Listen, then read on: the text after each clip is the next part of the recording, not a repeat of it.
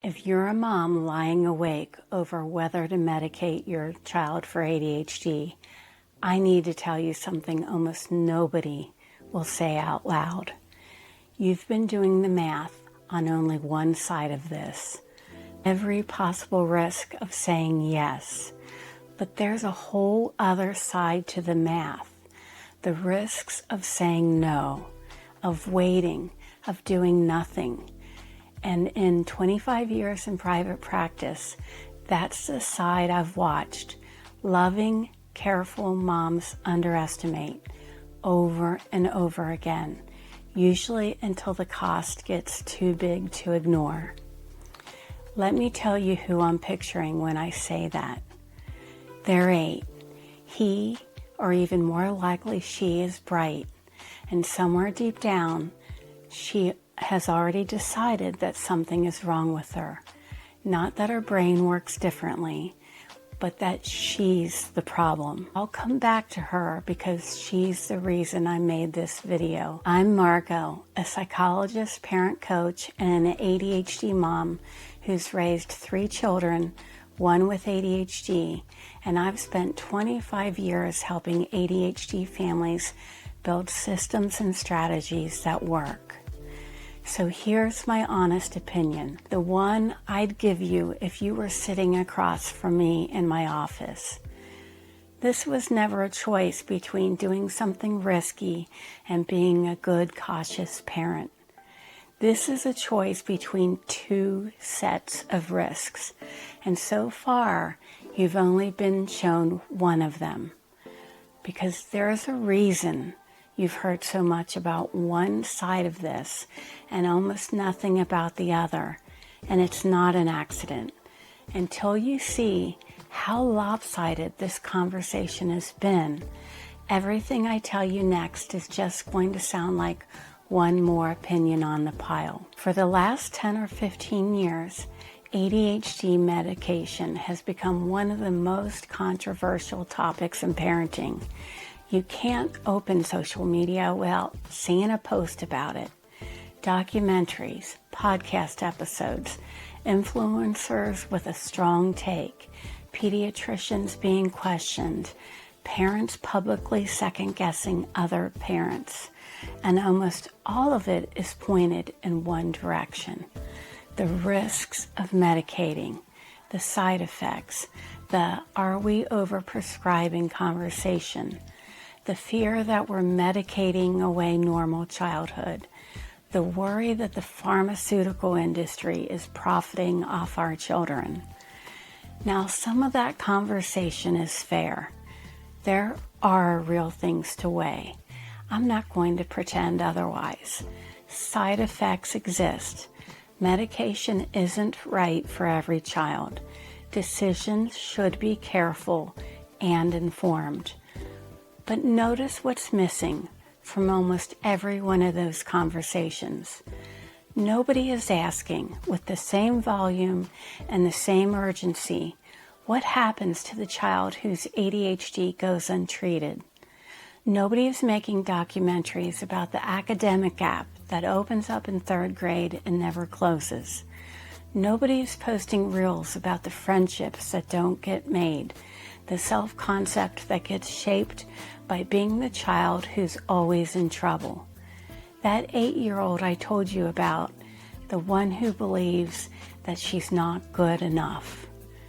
That side of the conversation gets one sentence at the end of the article. The other side gets the headline. So when you're up at midnight reading about ADHD medication, what you're consuming isn't a balanced picture. You're hearing about one risk loud and clear, and the other risk, the risk of doing nothing or not doing enough, is almost at a whisper, if it's being heard at all. So here's why you've always only heard about one side of this. The risks of medicating are loud, they're immediate, they're visible. They make for a good headline and a scary documentary. They get people to watch. But the risks of waiting are quieter. They don't show up in a week or a month. They build very slowly in a child's friendships, in their schoolwork, and most of all in the story they're quietly building about who they are. A risk like that doesn't announce itself. It just accumulates. This is exactly why nobody warns you about it until you're sitting across from me years later wondering how you got here. So let me show you what the accumulation actually looks like, not what the research papers say, although the research does back this up. What I see week after week in my office when parents wait with a pattern so consistent that at this point I can predict the age at which different things are going to start to break. It usually starts academically and earlier than parents expect. First and second grade, when reading and writing becomes harder and more sustained, that's when the gap starts to show. Not always in grades. Sometimes kids are bright enough to compensate, but the effort it takes for them to keep up is enormous. They come home exhausted. Homework can become a war. The parent starts to wonder why their smart child seems so allergic to school. Then around third or fourth grade, the social piece starts to wobble. ADHD kids miss social cues. They interrupt. They get overexcited. They forget plans. Other children start to notice. Birthday party invitations may start to slow down. The child often doesn't understand why. The parent might, and it breaks their heart a little every time. But the part that worries me most isn't academic and it isn't just social. It's what's happening on the inside.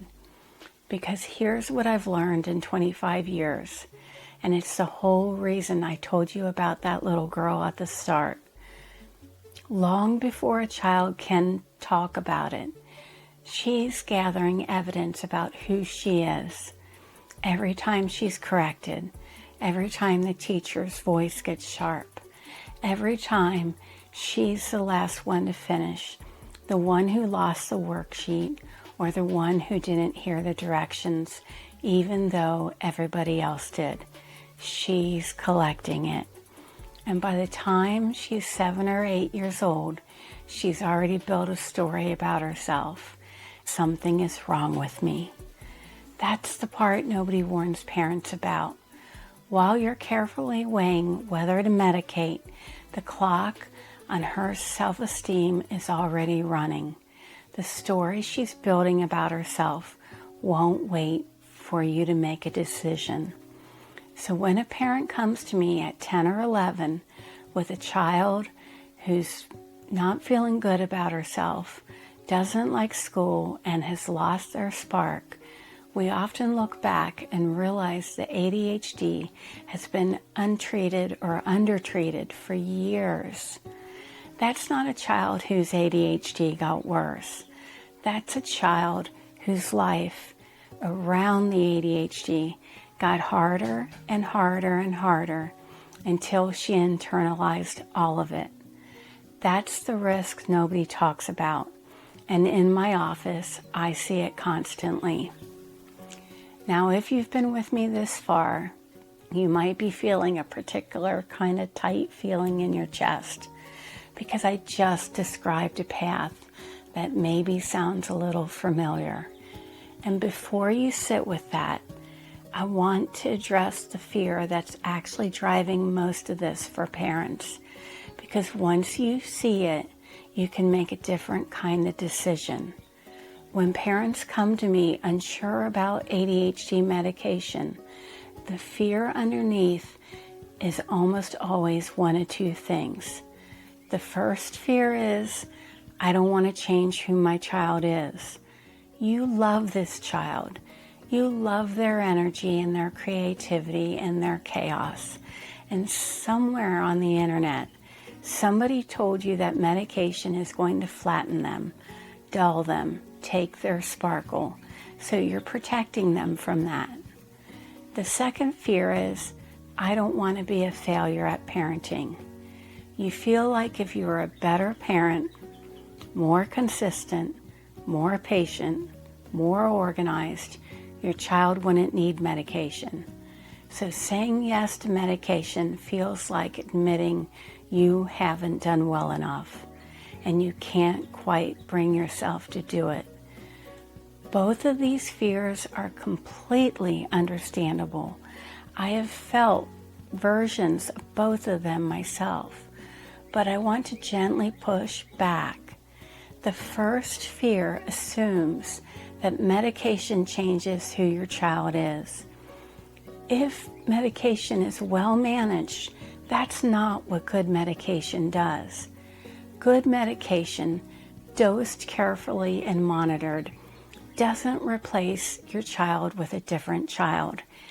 It quiets the static that's been getting between them and the child they already are. Parents are often surprised to find that on medication, their child becomes more themselves, not less, more able to focus on what they actually care about, more able to follow through on their ideas, more able to be present in a conversation with you without their brain being pulled in 15 different directions.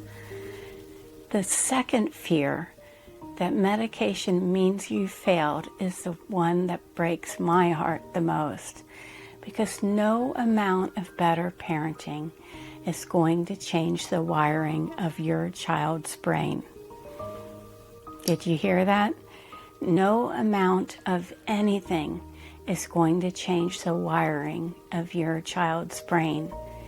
You can be the most consistent, most informed parent on the planet, and your child's prefrontal cortex is still going to develop on its own timeline. That's biology, and we know from research that that's how ADHD works. It's not parenting, and refusing to use a tool that could help her because using it would mean you didn't fix it with willpower. That's not protecting her. That's letting her carry the weight of a decision that was never really about her in the first place. I'm not saying your fear is wrong. I'm saying your fear might not be pointed at the right risk. You're afraid of what medication might do to your child.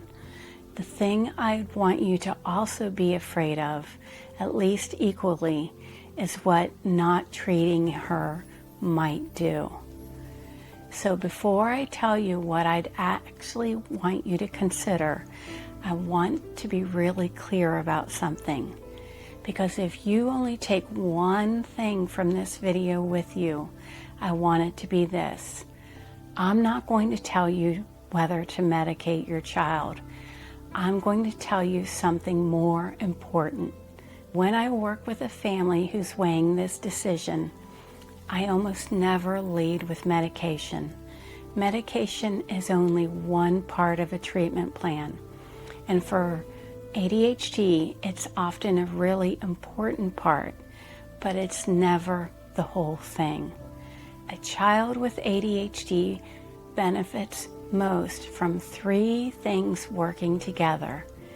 Therapy for the child, usually skills-based work around regulation, executive function, and self-concept, and parent training for the adults, because the way you respond to an ADHD brain matters enormously, and most parents have never been taught how.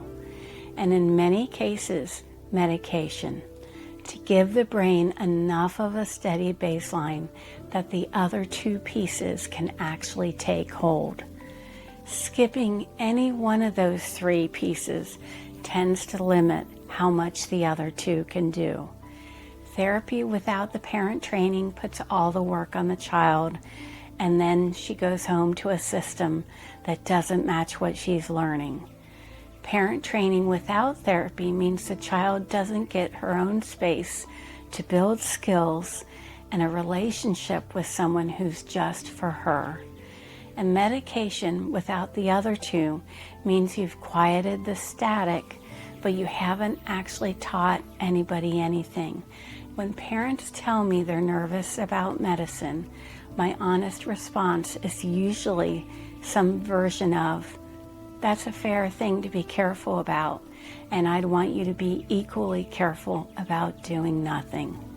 Because doing nothing isn't a neutral choice. Doing nothing is a choice with its own consequences. They just take longer to show up. So if you're sitting with this decision, here's what I'd ask you to do. Don't decide about medicine in isolation. Get a real evaluation from someone who knows ADHD well, a specialist. Start parent training, not because you failed, but because parenting an ADHD child is a different job and you deserve to be taught it. And get your child connected with a therapist if there are any signs that her self-esteem is already taking a hit. And then, with that whole picture in front of you, have an honest conversation with a prescriber you trust. The decision isn't medication or no medication. The decision is, what does this whole child need, and what am I willing to consider on their behalf? I know this video might have landed harder than you expected. And if you're feeling something right now, that's okay. Put it in the comments. That feeling is worth listening to. But please hear me on this. I'm not telling you this to scare you. I'm telling you because in 25 years of private practice, I have watched too many thoughtful, loving parents wait. Not because they didn't care, but because they cared so much they were paralyzed by one set of risks, while a quieter set of risks was building up on the other side. You don't have to make this decision today, but you do get to make it with both sides of the math in front of you. And if any part of what I just said brought up that familiar tight feeling, the one that whispers, I should have known this sooner, I should be doing more, I'm somehow already failing her, I want you to watch this next, because that guilt is the thing that keeps mom stuck longer than anything else, and it deserves its own conversation. You're not failing, you're carrying something really heavy, and you don't have to carry it alone.